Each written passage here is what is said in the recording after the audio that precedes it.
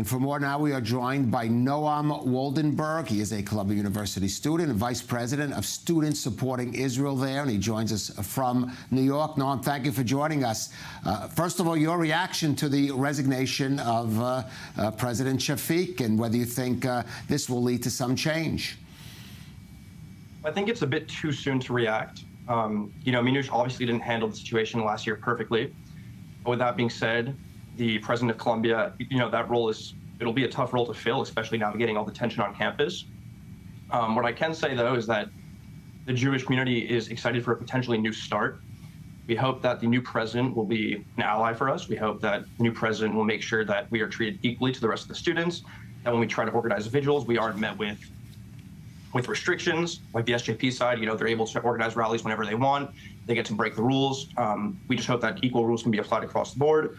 We also hope that we're not blocking our way to class. And I think most of all, we just want to make sure that there's a crackdown against the violence against our community, as well as the hate speech that is being levied against us all the time. Well, that's your hope. But how concerned are you really about the academic year starting? Because we know, and certainly we've seen these groups being disrupted. There was just a big protest at even a Democratic rally the other night in New York. So how concerned are you? And what do you hear from some of the students? Are there some Jewish students there that have said, no, we can't handle this, we're going to have to transfer out of Columbia? So there are some Jewish students who consider transferring. I myself was one of those students. I ended up ultimately deciding to stay. We'll see if that's a good decision in the future, I guess. But as far as as far as my concerns about this year, I'm definitely concerned. I mean, if you look at the SJP Instagram or the CU Apartheid Divest Instagram, there are constant threats of physical violence. In fact, the other day, CU Apartheid Divest posted saying that they have to meet the resistance. They have to meet the resistance in Palestine here. They have to, be ready to sacrifice themselves, be ready to martyr themselves. And to me, that's a direct threat. That's implying that they will be ready to confront Jewish students with physical violence, to confront the police. And these are all very concerning things. I mean, we, as the Jewish community, just want our campus to be a calm and safe space. And with constant threats, about hostility and physical violence, it's not really a hospitable atmosphere to be in. Well, what specific measures would you like to see at the university or other universities? And we have to acknowledge that this is an issue well beyond Columbia or the universities. It's become a political issue in the United States in the midst of a presidential election. It's going to be talked about. So what do you want to see reflected in the general national discourse when it comes to this issue? As far as the national discourse, I feel like I don't have the perfect answer because it is hard. It is hard to beat this on a national level. I feel like there's such an ideological brain rot going on in these campuses, and anti-Semitism is so deeply embedded in the culture there, especially at Columbia, that it's tough to really confront it.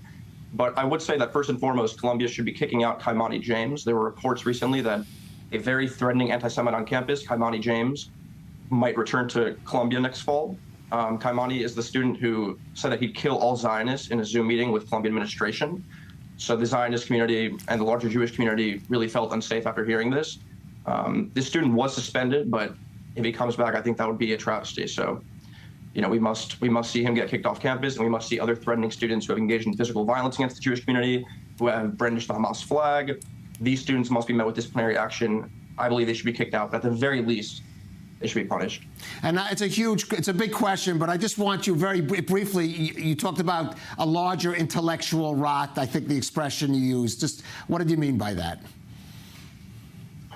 Well, I basically think what we're seeing on college campuses is a suppression of academic freedom, and we're seeing groupthink take over. There's no room for nuance. There's no room for a gray area in a conflict that's very complex. Everything is reduced to black and white. There's the oppressor-oppressed binary in which Israel can do everything wrong because, they are the white side of our colonialist state, which is just a complete lie.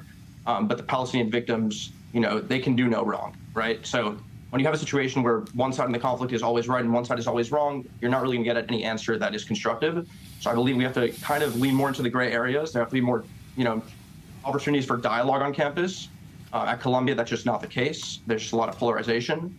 And I think the more people buy into groupthink, the more people buy into hate, the less productive conversations we'll be having. And I think it's a shame because Columbia is really supposed to be one of the top institutions in the world, not just in the country, but in the world. And I think that, hopefully with the new president, we can return Columbia University to the status it once held as, as a bastion of intellectual freedom and higher education. So that's what I'm looking forward to. More dialogue, more discussion, less polarization, Maybe, as SSI vice president, I find it really difficult to even engage other groups on campus. So I hope this year, at least some other groups will maybe come to the table, come to our events, meet our diverse community, move past the binary that we are, white settler colonialists, and really come to the table. All right. Well, well said, Noam. We commend you for staying in Colombia and trying to engage in that dialogue, and we wish you, the students supporting Israel, and all the Jewish students and all the students on Columbia campus, hopefully this academic year, we'll see some of those changes that you hoped, you expressed that you hope you will see. Noam Woldenberg, thank you for joining us. Thank you.